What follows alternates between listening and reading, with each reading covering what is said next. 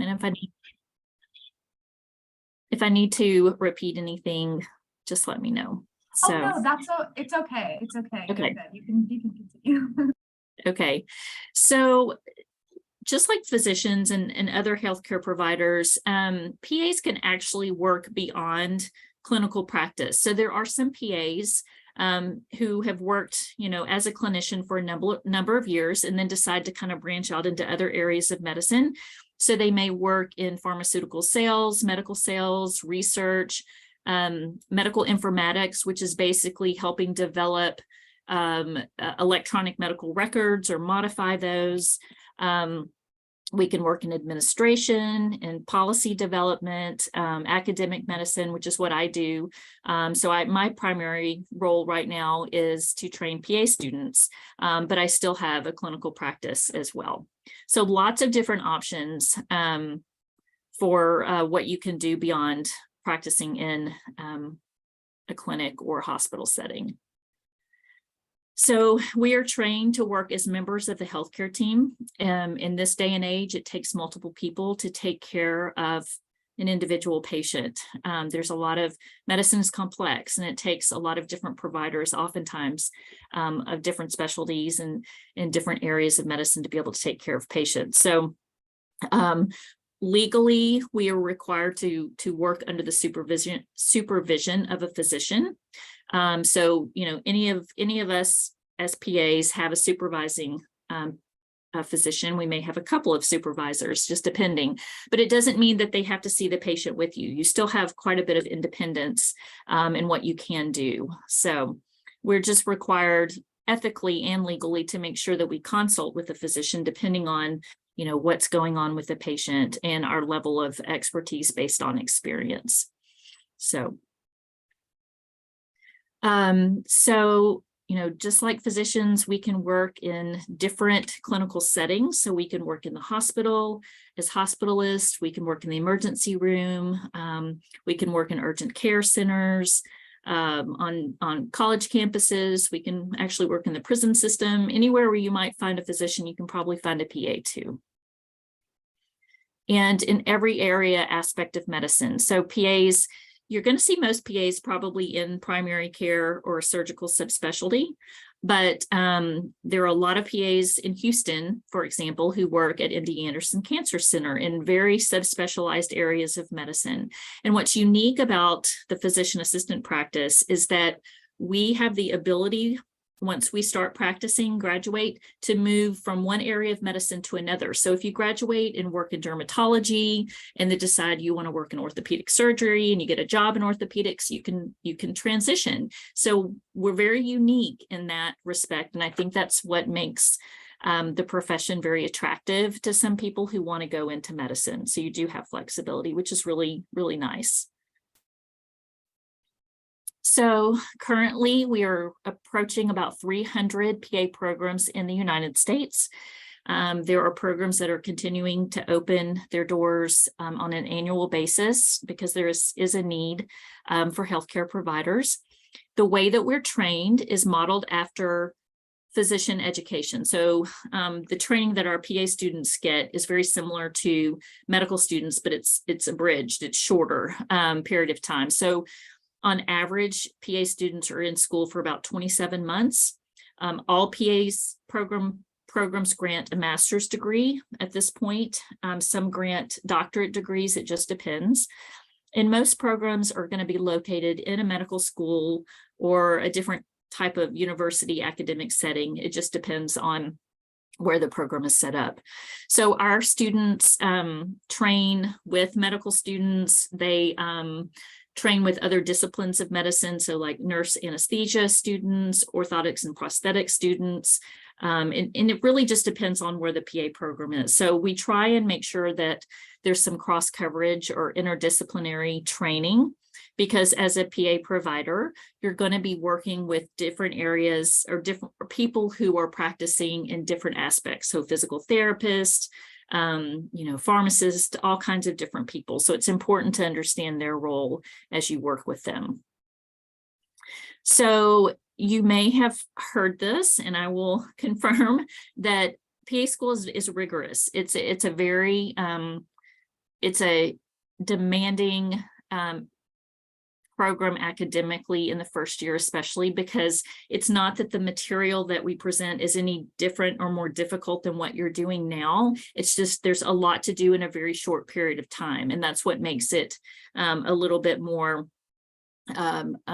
rigorous in that regard. So all PA programs are going to offer, basic science classes like anatomy, physiology, some biochemistry, and then we kind of advance our students into other training areas, once they get a foundational knowledge. All programs offer at least 2,000 hours of clinical training in all of these different areas of medicine that I have listed here. So no matter where you choose, if you go to PA school, that's what you want to do, you're going to get trained in every single one of these disciplines because we are trained as generalists. Some programs will offer elective rotations. Others have different specialty rotations that are included in their program. And I'll talk about what we do at Baylor too, starting now. So the Baylor program in Houston is 30 months in length. We're just a little over a year for our didactic or our classroom education and almost a year and a half for clinical training, which includes a research phase. So all PA programs, because they grant a master's degree, will include some sort of research type project in order to grant that degree. And it just depends on the program you go to. So our students take exams just like you do. We also test their skills development to make sure they're ready to move from one stage to the next in their training. So we really, make sure that they're getting what they need to be able to advance and develop their skills.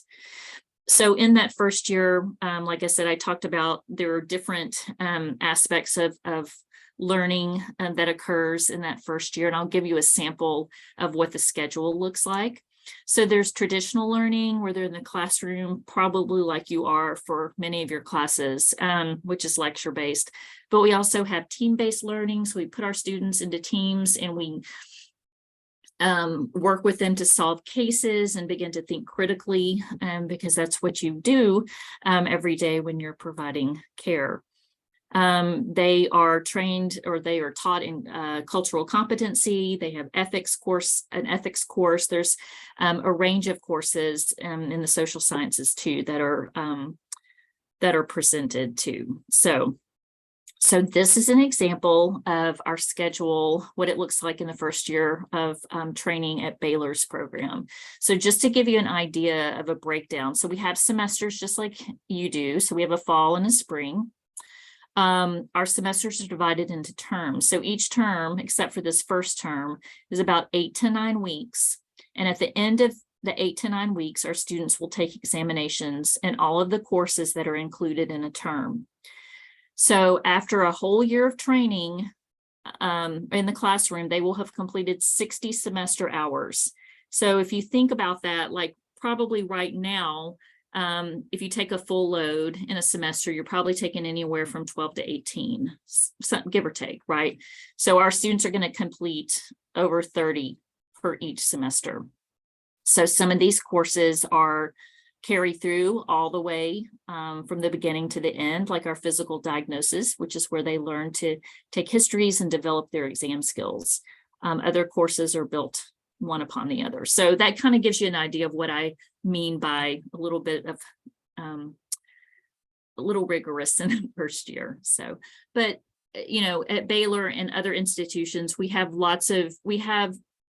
student support programs which help students, with tutoring, with physical support, wellness, basically. We feel like it's very important that students are given the opportunity to take care of themselves so that they can, continue to learn as best as they can as students as well. So in the clinical year, our students do have some courses, but they're sort of sprinkled throughout the clinical training. As I mentioned before, with every school in the country, there are certain rotations that are going to be included. At Baylor, we also include a physical medicine and rehabilitation and a geriatrics rotation for our students as well. And a lot of that has to do with the aging population. A lot of people in this country are getting older, and as we age, it becomes a little bit more difficult in terms of taking care of these patients because their diseases can become more complex. So we feel that it's important to make sure our students are trained to be able to approach this type of care. So this is an example of what a clinical schedule might look like. So most of the rotations that our students complete are going to span anywhere from 4 to 8 weeks. Some of the settings will be in the hospital. Some will be in clinical settings. And so you can see sort of how it's divided. It varies, the order varies depending on the student. So that's a clinical year. And then, like I said, all programs are going to have some sort of master's project. We have a research paper that our students complete at our program. It's mentor guided. Our students write a research paper. They either identify a project that we help them find, or there's a lot of research going on at Baylor and they can jump onto a project. So we help them with, it develops their writing skills. It helps them develop an appreciation for research. Because honestly, the decisions that we make for our patients, a lot of that is based on research and facts that are found from research. So it's important to be able to understand and interpret research as clinical providers. So it's, this slide talks a little bit about what you're looking at from a financial standpoint. And graduate programs are expensive. And, what I've put here on the screen is reflective of the entire academic program on average across the United States. So this isn't what you're looking at, for each year. In Texas, if you are at an in-state institution, the tuition is going to be a little less versus a private institution because state programs have the benefit of state funding, which is nice for a student. So it's very important to think about the cost, but it's investing in your future. And so, we have a lot of students who are on financial aid. We have some students who do loan repayment programs where when they graduate, they will practice in an underserved area of medicine for maybe 2 or 3 years in exchange for loan repayment while they're still getting a salary. So there's ways to offset costs as well. So as far as the application process, applying to a PA program is not a whole lot different than applying for medical school. Every PA program is going to have prerequisites that they're going to ask of you that you'll have to have completed before you start the program.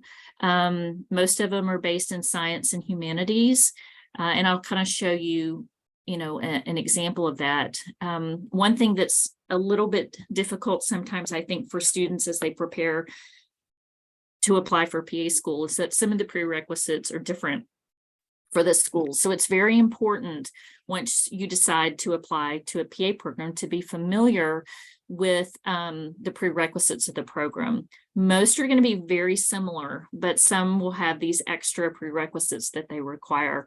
And so if you have a science degree, it's very likely that you're going to cover the range of these prerequisites that are asked of from these programs. Some schools will require certain GPAs. Not all do. At Baylor, we require 3.2 GPA.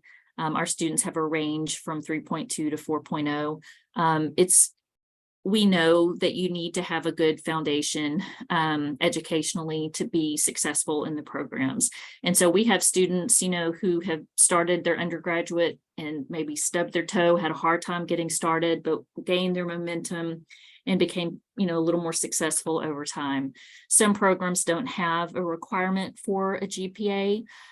So you just have to kind of take a look at the different programs. Some programs will require standardized testing. So kind of like when you applied for undergraduate and you took the ACT or the SAT, some programs will require the GRE, or there's another test called the PA-CAT, which is like the MCAT.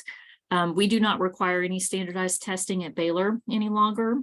So that is something that makes us a little bit different than some of the programs in Texas. All programs will require that you have your bachelor's degree by the time you start a PA program. Some will require that you have the degree before you apply. We do not require that. We have many, many applicants who are just entering their last year in college when they applied. So you just have to make sure that you are going to be graduated if you're accepted into a program by the time it starts. So to apply, you submit a centralized application, kind of like you probably did for undergraduate. So your one application will go to all the different schools, and some schools will have you write separate essays, but you will write one big essay for all the programs, and you'll have to collect letters of recommendation and things like that too. So once you turn in your application or submit your application, then different schools will invite you for an interview once they've screened your application. Okay, so this is just an example of the variation that you might see for prerequisites. I've just put some of the programs in Texas, so like UTMB in Galveston, UNT, North Texas, Texas Tech, Baylor. You can see that, you know, most programs are going to require microbiology, but UTMB requires immunology, where Baylor College of Medicine does not. So you can see there's a little bit of variation. So I really encourage you, if you're thinking about the PA route, to be familiar with what these programs are asking, because nobody wants to not interview someone who is a good candidate because they're not going to be able to have the prerequisite completed. So, okay. And the prerequisites that schools set for their programs really are based on what they feel like is the foundational knowledge that you need to have to be able to succeed in the program. And so, you know, we don't just make you take prerequisites just for fun, right? There really is a rhyme or reason to this. So in Texas, we have 8 accredited programs. We have two new programs that are under review for accreditation. So they've opened their doors and they've applied for accreditation, and they're just waiting for that to get the stamp of approval. On average in Texas, you're looking at about 30 months. The average GPA for a PA student in Texas is a 3.5, but that's a range. So you don't have to have a 3.5 to get into PA school. It's a range, okay? Again, there are prerequisites, which I talked about, and some programs are going to require that you have, you know, shadowing experience, patient care experience, healthcare experience in some form or fashion. Different programs have different requirements. We do not have a requirement for having, you don't have to apply, you don't have to have any healthcare experience or patient care experience to apply and be accepted or considered for our program. I will say that most students have some, you know, shadowing or some sort of healthcare experience or exposure because they're applying to different programs who do require it. And we do encourage it because we think it's important for you to understand what the profession looks like, what medicine looks like, you know, in the real world. And so, you know, we do have some students who don't have much exposure at all, and we have some who have lots and lots of hours. But, you know, we don't weigh students based on what their experience looks like. Okay, so, okay, let's see. So licensing. So once a PA graduates from PA school, we have to take a national board examination. And once we pass that, then we apply for a state license. So we have to be licensed to practice medicine. And then we have to maintain our certification. So we're students for life. We have to continue our medical education and achieve 100 hours every 2 years of education, which, you know, most PAs do at distance. Sometimes they'll go to conferences, or there's lots of CMEs that you can get online for free. So basically, medicine is dynamic. There's changes that are occurring all the time, and it's important to keep up with those changes as you continue your practice. So in Texas, probably the number's closer to 8,000 now, but there's quite a few PAs running around in Texas. Most of them have graduated from a Texas program. And I've just kind of put down here on the bottom sort of a distribution. So like where you're going to see a lot of PAs, but there are a lot in rural areas of Texas as well. So this number is probably actually increased. I just didn't have the latest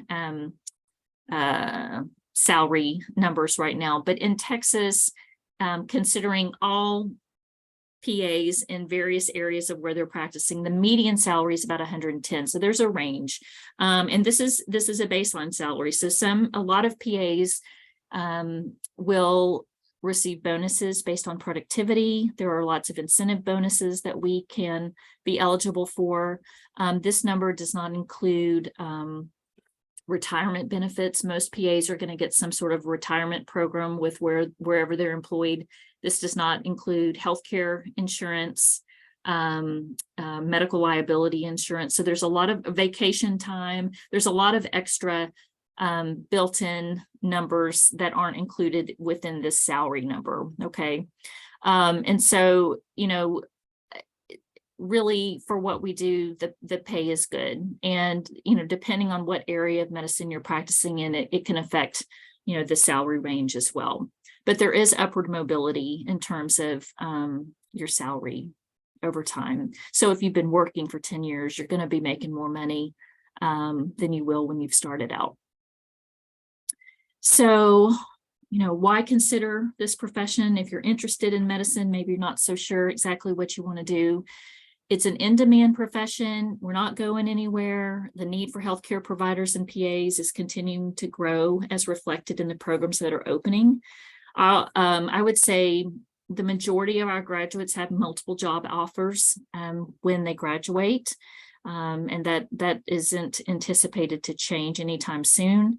Another thing that's important to consider is that PAs are happy with the choice that they've made in choosing this profession. And we know this because we query our graduates.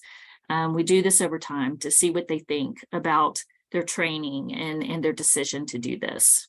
Okay. And a lot of times, the common denominator here is the flexibility of the job, which is important. So not only are PAs happy with the choice, patients are happy with the care that they receive from PAs. We open up access, we make it easier for some people to get appointments more quickly.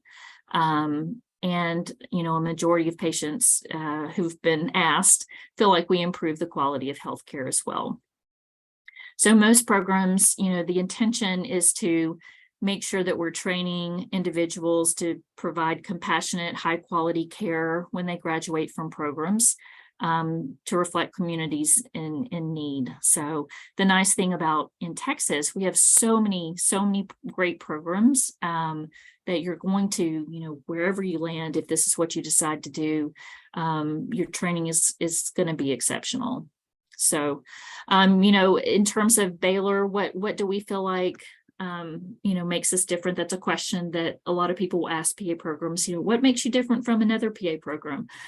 For us, we are situated in the world's largest medical center, and our students train in the medical center here in Texas. And so we feel like our opportunity to expose our students to well-established rotations where they, have exposure to, like the latest advances in medicine is nice. But we also send our students out into rural areas to be trained too, because we think it's very important for students to have the exposure to lots of different populations of people and people who don't have the same access, and as well, because it develops our understanding of how life can be different and how we have to switch our gears when we're taking care of people. So we have a small class, and our student to teacher ratio, I believe, is about 3 to 1, 3 to 4 to 1.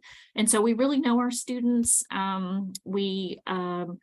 It's kind of a smaller community here, and we really get to know them and are able to provide support to them as they're journeying through this program. So students in PA school do have do participate in out of school activities, you know, whether it's service or going out together or whatever it is they choose to do. You know, they really know each other quite well because they're in class together for the most part all day. And so they're like kind of like a little family. So there are some resources, both nationally and in Texas, if you're interested. So our state organization is the AAPA, and our national organization is the AAPA, and our state organization is TAPA. And they have lots of resources for pre-PA students, and it talks a little bit more about the profession if you're interested in looking into that. I'm happy if you think of anything that you want to ask outside of this presentation, please feel free to email me at love@bcm.edu or paprogram@bcm.edu. We also have information sessions that we host usually once a month and during the cycle season. And so, you know, if you want to attend one of those ever, if you would like some more information about the admissions process, please feel free. We'd love to have you. So, okay. Any questions or anything that I can clarify or not clarify for anybody? Y'all ready for Halloween, huh? Are y'all getting close to exam? Do we have exams coming up or anytime, or is that just not until the end of the? I don't know about everybody else, but my professors sure are giving me exams. So Are they? Yeah. Mm-hmm. It gets a little distracting when those are coming up, right? The intensity of ourselves changes a little bit. So I see, I'm so scared. Oh, I know. I wish Halloween was on the weekend this year, but maybe you'll still get to go out and enjoy a little bit. Well, I guess you can on the weekend. That's probably when everything's going to take place. So yes. Okay. I see a question from Taylor. Do y'all do secondary applications? Timeline wise, when will we hear back if we get an interview or a secondary application if y'all do those? And if we got in after interviews? Okay, so that's a good question. And it's going to vary. Some of these answers are going to vary depending on the program. As far as the secondary application, so when you apply, when you do your CASPA application, your centralized application, most programs, if they have a secondary application, it's going to populate. It will come to you if you apply like to whichever program. So if you apply to Baylor, you're going to get our supplemental application along with the CASPA application. So we do have 3 extra questions that we ask of our applicants. It's a very short answer, but there's, you know, different programs have different things that they might want to know about you a little bit on a more specific level. So that's usually when that happens. You know, I can really only speak to our program in terms of when you hear back. So some programs have rolling admissions, and so it just depends. The sooner you apply, the sooner you might hear back. We have a one-time interview session. So we're about to do our interviews, for example, next week. So our cycle, you can apply to our program between April and August, and then we usually invite for interviews in October. We interview in November, and then we accept within 2 weeks of an interview. And then we pull students off the wait list as well in that process.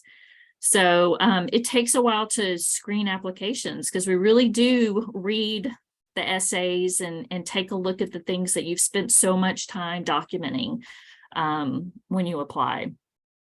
So any other questions that I can answer? Interviews are different from program to program. So like here at Baylor, we're still doing virtual interviews.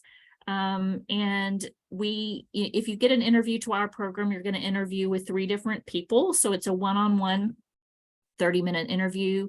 Some programs will do these little mini interviews where you'll do like really quick, one interview after another. Some will have you interview with a couple of people at once. It just depends on the program. It's not very standardized in that way. Anything else? I have a question. Sure. Okay, so what you recommend, or well, not recommend, but if a student was like, they wanted to work, would they be still able to work?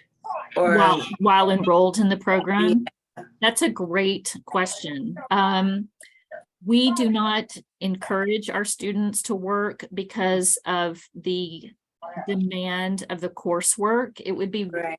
Our students are in class almost 8 to 5 for some of the terms, not all terms, but a lot of them they are. And so they have to go home and study.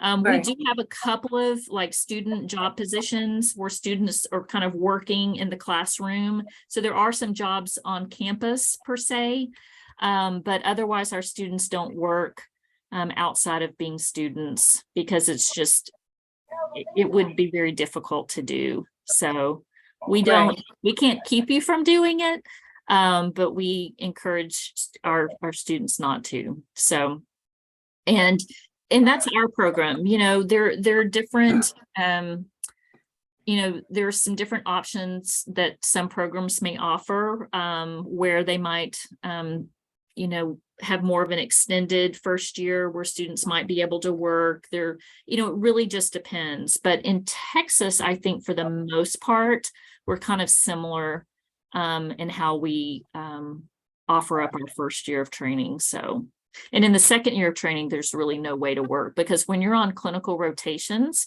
depending on the service. So for example, if you're in the emergency room training, you're going to have 12-hour shifts. So you might have 3 12-hour shifts in a row and not have any shifts for 4 days. And then it's variable, between those 4-week periods of time. Right. Okay. I just wanted to make sure I knew, but I just wanted to kind of clarify. Yeah, that's a great question. And so we're considered APPs or advanced practice providers, and nurse practitioners are as well. And nurse practitioners do a lot of the similar things that we do, but they have more flexibility, I think, with their training. So I know a lot of people who are in nurse practitioner programs can work and go to school. They have the option to sort of spread it out. So that may be something to think about, too, if working is something you wanted to continue doing while you're getting your education. So thank you so much. You're welcome. Good question. I see a question from Samantha. It says, do you know if forensic pathologists also have PAs, or does that just apply to doctors with living patients? So I think you're asking if PAs can work as a pathologist or work with pathologists. So like doing autopsies and things like that. Yes. You could. I don't personally know any PAs off the top of my head, but I am certain that there probably are, because there are PAs who do interventional radiology, which is a very subspecialized area of medicine. A lot of these subspecialties who hire PAs can train PAs on the job, like to sort of focus in on these subspecialties. So I wish I could answer that question with certainty, but I can't. I'm sorry. It's a great question though. You're welcome. Any other questions that I can help you out with? Y'all are probably all interested in lots of different things. And I'm glad y'all have this opportunity to explore your options in medicine, because there's so many, and there's probably a lot that you may not have ever been exposed to. So it's really great that you that you have this. So let's see, here's a new question. How many hours of shadowing would I need to apply? For our program, you don't have to have any shadowing. You don't have to have any for us. Other programs are different. And so it's important to look at the websites of the programs to see what they require. So I know off the top of my head, and this is an out-of-state program, but like Duke, for example, they require their applicants to have 1,000 hours of healthcare experience or, combination shadowing. I don't think any schools in Texas are quite that. They don't ask quite of numbers like that. Some schools don't even ask for, a baseline number of hours. We also, one thing to keep in mind too, we also are very well aware that many of you, maybe not everybody, but many of you have been in school during the pandemic and had very limited opportunities for shadowing and exposure to the healthcare in person. And so, actually when you apply, there's an opportunity to talk about how COVID affected, your ability to have exposure, to have shadowing and things like that. So we would, we don't require that, and we would never hold that against you. And most programs would not either, because you didn't have an option, right? So can I apply for medical school and PA at the same time? You can. That would be, you absolutely can. And there are probably people who have. Actually, I know there are people who have. Probably the most difficult part about that is the application process, because the application process for PA school it takes a lot of time, and you have to make sure you're organized and get everything done ahead of time. And medical school is the same way. So you're looking at two totally different systems that you have to apply to, and a lot of times we're going to require a lot of the same things. You just have to be organized and make sure you get everything in that you need. But yep, you sure can. You can do that. Very ambitious. Nice to see. You're welcome. Anything else? Trying to think if there's anything else I could tell you. Just sometimes when you're getting your when you're preparing for a graduate program, or you're thinking, you want to go into medicine in some sort of way, some days are harder than others. When you're trying to go to school, make your grades, maybe work, participate in things, just keep going. Some days are better than others, and that's kind of how life is. But I congratulate you on wanting to serve other people. It's a nice thing to do, and it's good to see a lot of people interested, regardless of what y'all decide to do in healthcare. So anything else? And like I said, if you think of something outside of this talk and you want to send me an email, please feel free. love@bcm.edu. Okay. All right. Yep. Thank you. All right. Well, thank you so much for having me, and all the best to all of you as you wrap up this semester and have a little fun on Halloween. Thank you so much. All right. Thank you. All right. All right. Bye. Bye. Hey guys, I'm going to share my screen one more time to put the QR code back up. So if you need to scan it for the sign in, it's going to be here right now. So go ahead and scan it. Make sure that you signed in to get an hour for the meeting. Remember that this is being recorded right now. So, if you want to go back and see, her presentation or anything, then I will let y'all know when it is posted and where it is posted as well. So if y'all don't have any questions for us and y'all are all done signing in, that's it for the meeting. So y'all are free to go. Is everybody good?